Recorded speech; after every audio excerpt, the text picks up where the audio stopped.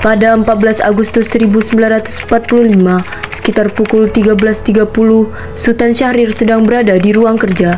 Dia sedang membaca koran dan mendengarkan radio.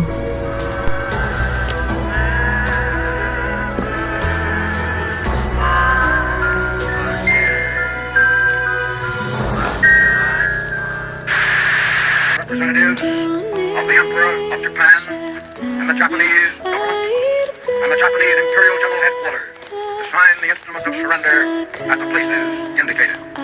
Kau sudah kalah. Aku harus beritahu Bung Karno dan Bung Hatta. Indonesia sejak dulu tetap puja-puja bangsa di sana. Bagaimana soal kemerdekaan kita, Bung Hatta? Bukan soal kemerdekaan sudah diserahkan kepada PPKI.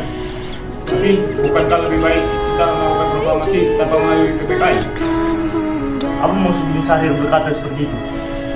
PPKI adalah buatan Jepang. Jika kita merdeka melalui PPKI, sekutu akan menganggap kemerdekaan kita ialah buatan Jepang. Sekarang Indonesia adalah dalam masa vacuum of power. Vacuum of power? Apa itu Bung Syahrir? Saya mendengar lewat radio Jepang bahwa Jepang menyerah tanpa syarat terhadap sekutu. Artinya Indonesia sekarang berada dalam kekosongan kekuasaan. Saya sependapat dengan Bung Syahrir. Tapi, apakah pendapat kita sependapat dengan Bung Karno? Assalamualaikum Bung Karno. Waalaikumsalam. Ada apa Bung Hatta? Apakah saya dan Bung Syahrir boleh datang ke rumah Bung Karno guna membahas kemerdekaan kita? Tentu saja, saya tunggu kedatangan Anda. Kalau begitu, terima kasih Bung Karno. Waalaikumsalam. Bung Karno sudah menerima permintaan kita. Mari kita langsung beramal. Sultan Syahrir dan Muhammad Hatta menemui Soekarno di rumahnya untuk memberitahukan tentang kekalahan Jepang. Syahrir mendesak untuk mempercepat proklamasi, tetapi Bung Karno menolak.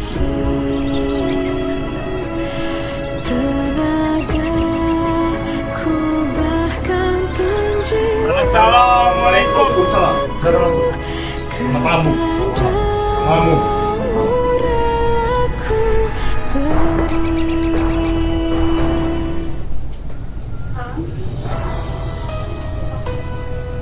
Mengapa kalian datang kemari?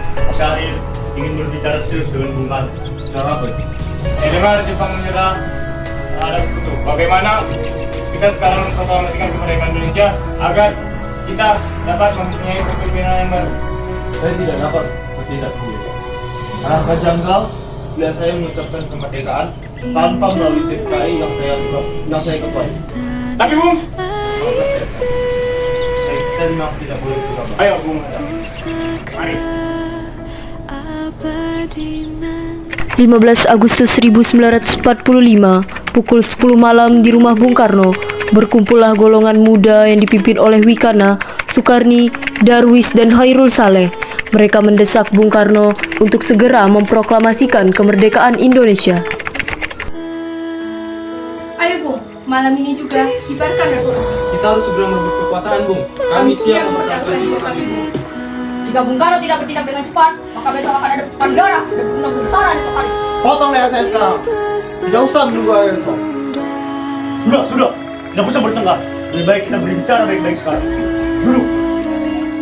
Kita tidak boleh terlalu gegabah. Kenapa tidak seharusnya kau saja yang melakukannya? Saya hanya mengingatkan, jika kemerdekaan tidak dilakukan malam ini, maka besok kita akan membunuh orang-orang yang guys dan berbadan seperti orang-orang Ambon. Karena benar Bung. Lagi pula, mengapa kita harus menunggu Jepang memberikan kita? Jika kita bisa mewujudkan kemerdekaan kita sendiri. Kekuatan kita tidak sebanding dengan sekutu dan Jepang. Kita tidak dapat bertahan setelah kemerdekaan tanpa bantuan mereka. Setelah usahanya mendesak golongan tua gagal, para pemuda lalu melaksanakan pertemuan di Jalan Cikini 71.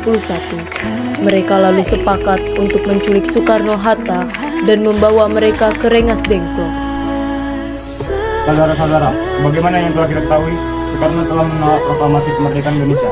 Lalu, langkah selanjutnya apa yang kita lakukan?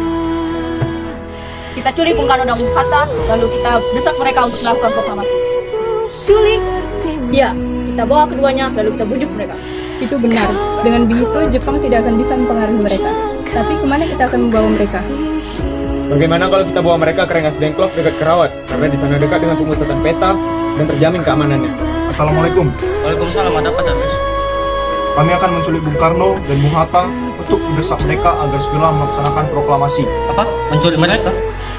Ya, dan kami sepakat untuk membawa mereka ke Rengas Dengklok. Bisakah kau memberikan keamanan kepada kami dan mencarikan kami tempat untuk menyembunyikan Soekarno-Hatta? Ya, tentu saja saya akan mengamankan kalian. Untuk tempat kita akan memakai rumah Jauh Kisong. Baiklah, terima kasih Subeno. Sama-sama. Subeno setuju. Dan kita akan ditempatkan di rumah Jauh Kisong. Kapan kita akan menculik Bung Karno dan Bung Hatta? Secepatnya, esok subuh. Anda setuju? Pukul berapa tepatnya?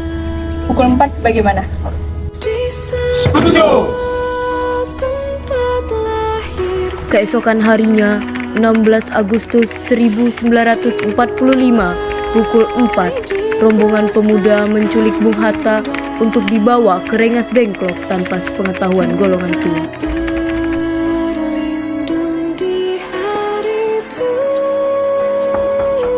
Assalamualaikum. Waalaikumsalam. Ayo Bu, mana harus kami? Aku mau kemana? Lagi pula, kita mau kemana? Rengas Dengklok ini sudah menjadi keputusan bersama. Lagi pula rakyat akan menjaga kota.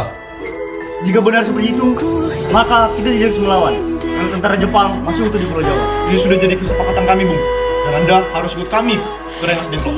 Ini demi kebaikan Anda, Bung. Ayolah, Bung. Waktumu sudah hampir habis. Baiklah,